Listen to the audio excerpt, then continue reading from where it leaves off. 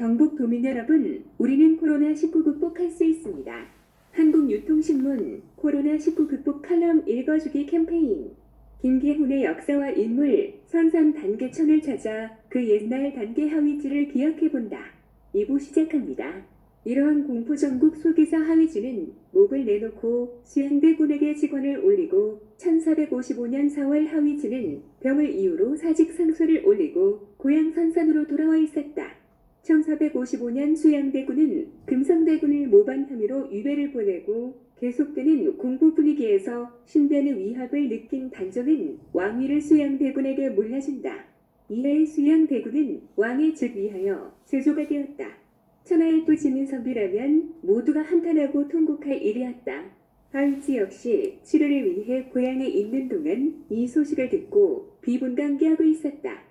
세조는 하위지 같은 유능한 인재가 있어야 집권 초기 전국을 안정되게 할 수 있다는 것을 알고 예조참판으로 임명한다. 하위지는 뒷일을 생각하며 세조에 명한 예조참판의 벼슬에 나간다. 그리고 하위지는 곧장 세조를 찾아가지 않고 상황으로 물러나 있는 단종을 찾아가 인사를 올린다. 왕위에 오른 세조는 특히 하위지를 무척 좋아했다고 한다. 하위지에 곱고 사심 없이 바른 말을 하기 때문에 집권 초기에 필요한 훌륭한 인재라고 생각했다. 입심 출세보다 명분과 사리에 맞는 것에 대해 한치의 물러남이 없는 것이 세조가 하위지를 좋아하는 첫 번째이며 두 번째가 하위지의 높은 학문 때문이다. 하위지의 학문은 이미 학문을 좋아했던 후학군주 세종이 인정했을 정도로 당시로서는 하위지를 따라갈 사람이 없었다. 그래서 하위지는 절대적으로 거부하지만 세조는 본인의 아들 세자의 우부빈객에 임명한다. 우부빈객은 세자 시강원의 종이품 관직으로 미래 권력인 세자를 가르치는 자리였다. 세조는 즉위하자마자 의정부사 서제를 폐지하고 육조에서 광장하던 사물을 의정부를 거치지 않고 왕에게 직접 보고하는 육조직계제를 시행한다. 신하들은 지나친 왕권 강화와 모든 업무가 독선적으로 흐를 수 있다고 상소를 올린다. 상소의 대표자는 단연 하위지였다. 1455년 8월 하위지는 의금으로 압송되어 국문을 받고 하원되었다. 당시 왕에게 직원을 하는 신하가 별로 없어 세조는 겉으로는 싫어하면서도 내심 신하들의 직원을 좋아했다. 그래서 세조는 옥에 갇힌 하위지에게 좋은 대접을 하라고 특별히 명을 내린다.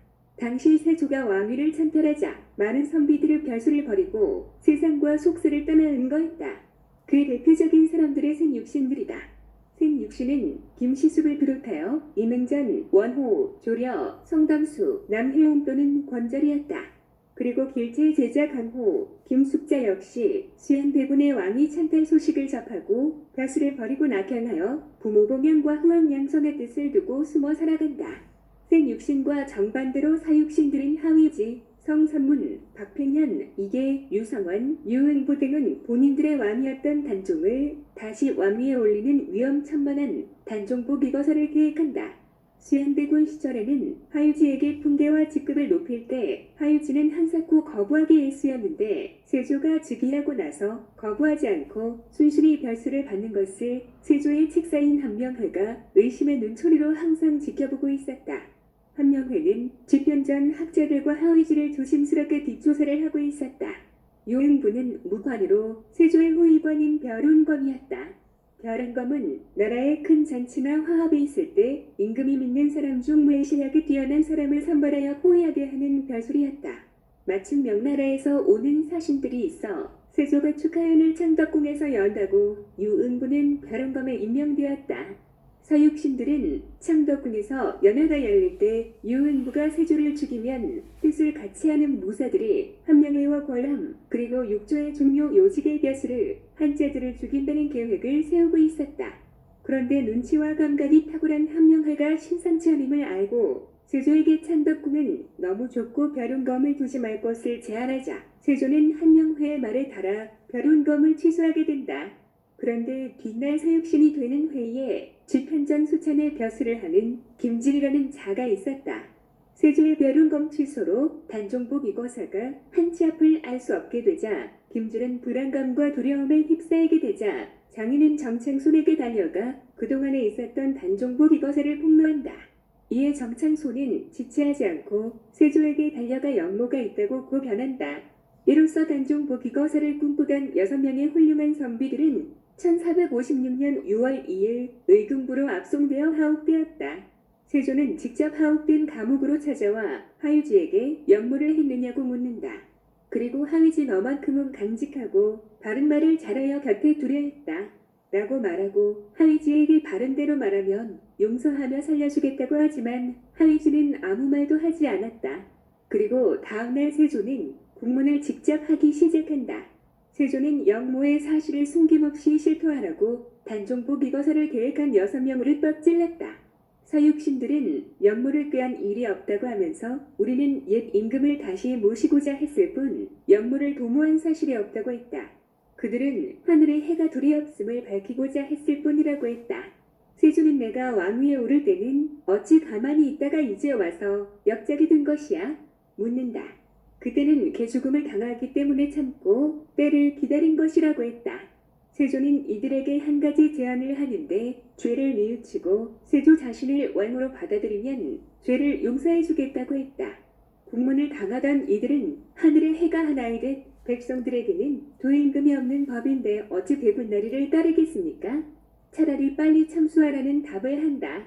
다시 세조는 과인이 내린 녹을 먹고 과인의 신하로 있었으면서 이제 와서 나리라고 하느냐? 하니 우리 모두 나리가 내린 녹을 먹은 일이 없다고 답한다. 그리고 모두 녹봉을 먹지 않고 그대로 두었으니 가져가라고 했다. 세조는 단종보기거사에 참여한 유성원은 자살을 선택하고 박백년은 고문에 당하다 옥에서 죽었다. 그리고 나머지 4명의 사육신들에게 모든 대소신녀들이 지켜보는 가운데 사지를 찢어 죽이는 거열형을 당한다. 6명의 사육신의 머리를 잘라 3일 동안 저작거리에 효소하라고 명을 내린다. 그리고 세조는 사육신들이 대부분 집현전 출신이므로 집현전으로 샌다. 사육신들이 처형된 이후 시신을 아무도 손대지 못하고 방치되어 있는 것을 생육신 김시습이 몰래 수습하여 서울 노량진 언덕에 안장했다고 전한다. 지금 선산에 있는 하위지의 묘는 의복과 갓을 묻은 이관묘이라 노량진에 있는 하위지의 묘 역시 가묘라고 추측하고 있다. 성상문은 국문과정에서 시를 남기는데 이 몸이 죽어가서 무엇이 됐고 하니 복내산 제1봉의 낙낙장송이 되었다가 백설이 망건곤할제 동략 청창하리라 남긴다. 그리고 박한년은 까마귀 눈비 마자이듯 겁노매라 야광명월이야 밤인들 어두우랴 님 향한 일편단신이야 변할 줄 있으랴. 세조는 역적의 자손은 모두 극형에 처하고 여자들은 권 노비로 분배하라는 명도 함께 내린다. 사육신의 가족들은 역적죄로 남자들은 죽임을 당하고 여자들은 노비가 되어야 한다. 하위지의 가족들 역시 예외일 수 없었다. 사육신의 가족뿐만 아니라 하위지의 두 아들 하여와 하박은 세조의 명대로 극형에 처해지게 되었다. 그리고 하위지의 형과 아유 역시 참수형을 받아 비참하게 죽는다. 살아남은 사육신의 가족들은 죽거나 노비의 신분으로 전락한다. 그런데 하위지의 둘째 아들 하박이 형을 집행하러 온 금부도사에게 죽는 것은 두렵지 않으나 죽기 전에 어머님께 아직 인사를 올릴 수 있도록 해달라고 했다. 그래서 하위지의 두 아들들은 당당하게 아버지의 뒤를 따를 것이라고 모의동생이 관노가 되더라도 그대지 같은 행실은 하지 말게 하십시오. 그리고 어머니는 아버지의 정실부인답게 신의를 지켜 한 남편만을 섬겨야 할 것입니다. 를 아라고 처형당하러 갔다. 하유지의 부인 김씨와 딸 목금은 지병조사권원의 노비가 되었다. 하유지는 가족이 죽거나 노비가 된다는 것을 알면서도 자기가 가고자 하는 길을 걸었다. 하유지와 사육신들은 본인이 잘못되면 가족 모두가 위험해진다는 것을 알았다. 그렇지만 그들은 본인이 죽는 것을 두려워하지 않고 가족마저 죽거나 노비가 되는 것을 두려워하지 않으며 그들이 뜻한 대로 행동하고 죽음을 선택했다. 결과는 비록 실패하여 가족이 죽음으로 내몰리고 살아남은 자들은 죽기보다 싫은 노비로 전락했음에도 그들이 배운 춤을 실천하고 전리를 지켜야 한다는 것에 본인들의 목숨뿐만 아니라 가족의 불행마저 주저하지 않고 용감하게 그들의 비를 갔다고 하겠다. 사육신의 춤과 절의 정신은 성종 때 등장하는 살인파 선비들에게 많은 영향과 교훈을 주게 된다. 사육신의 단종보기거사 이후 순행으로 유배를 갔던 금성대군이 순행부 사입 오금과 함께 단종부기를 꾀하다 탈로나 금성 대군마저 사사된다. 이렇게 되자 조정에서는 단종을 죽여야 한다는 여론이 일어난다. 그 중심에 관료들 속에서는 신숙주, 왕실 쪽에서는 양녕대군이 여론을 주도했다. 이렇게 되자 세조는 단종을 죽이는 결정을 하고 금부로 사왕망년을 보내었다. 당시 영월에 있던 단종의 나이는 17세였다. 1457년 10월 24일 세조의 명을 받고 금부도사가 영월에 있는 단종에게 간다. 그리고 금성대군의 단종부기 운동이 실패하여 금성대군이 사사되었다는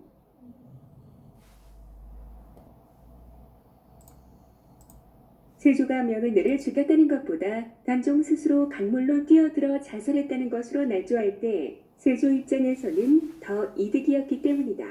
세조와 당시 조장들 신들의 입장에서는 첫 번째 단종을 본인들이 죽였다는 것을 회피할 수 있고 두 번째 세조가 단종을 직접 죽이지 않고 스스로 자살했다는 것이 여론을 조금은 피해갈 수 있었기 때문이다.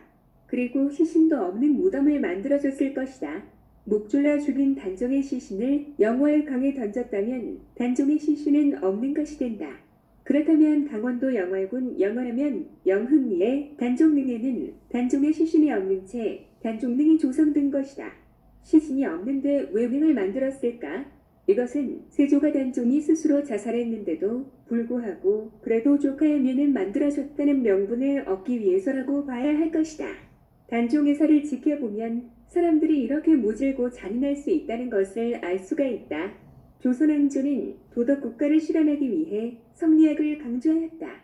그런데도 불구하고 조카를 왕위에서 내쫓고 많은 훌륭한 사람들을 가차없이 죽이고 유배를 보낸다.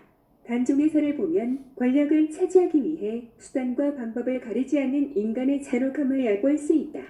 또 기막힌 사실 하나는 세종의 큰형인 양녕대군이 세조가 단종을 죽일 것인가 말 것인가 고민할 때 세조에게 단종을 반드시 죽여야 한다고 주장했다. 양녕대군이 누구인가? 동생 충녕대군에게 왕세자 자리를 내준 세종의 큰형님이 아닌가? 동생 세종의 손자 단종의 목숨만은 살려달고 하는 것이 왕실의 어른으로서 세종의 형으로서 도리가 아닌가? 아무도 단종을 지켜주는 사람은 없었다.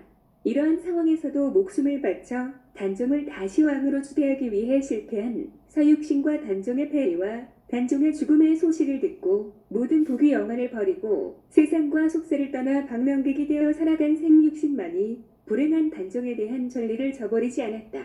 하유지는 단종복 이거사가 변절자 김질이 고변으로 누설되자 유서를 부인 김씨에게 맡기면서 모든 식솔들이 잡혀갈 것이지만 귀동은 아직 어림으로 허를 면할 수 있을 것이다. 라고 적고 귀동국을 적고 귀동의 이름을 국으로 하여 후사를 부탁하는 유서를 부인에게 남긴다. 하위지의 아들 하우과 하박은 처형당하였으나 16세 미만이었던 하위지의 조카 하포, 하부는 다행히 처형당하지 않고 유배를 갔다. 귀동은 하위지의 막내 동생인 하수지의 둘째 아들로 당시 7살이었다. 7살인 하귀동은 이후 하원으로 이름을 고치고 하원의 외가가 있는 경상도 봉화로 피신하여 살아남는다. 이후 하원은 안동의 관계의 사위가 되어 안동에 정착한다. 그래서 하위지의 종가는 현재 안동에 있다. 하원은 이후 1705년 숙종 31년에 하원을 하위지의 양자로 삼아 후사를 잇게 한다는 교시를 내림으로써 하원은 하위지의 공식적인 아들이 되어 후사를 잇는다. 그리고 영조 34년에 단계 하위지에게 2조 판서가 추징되고 충렬공이란 시호가 내려진다. 끝까지 경청해 주셔서 감사합니다. 한국통신문 코로나19 극복 칼럼 읽어주기 캠페인 김계훈의 역사와 인물 선삼 단계천을 찾아 그 옛날 단계 하위지를 기억해본다. 필자 경북대 정치학 박사, 경북대 평화문제연구소 연구위원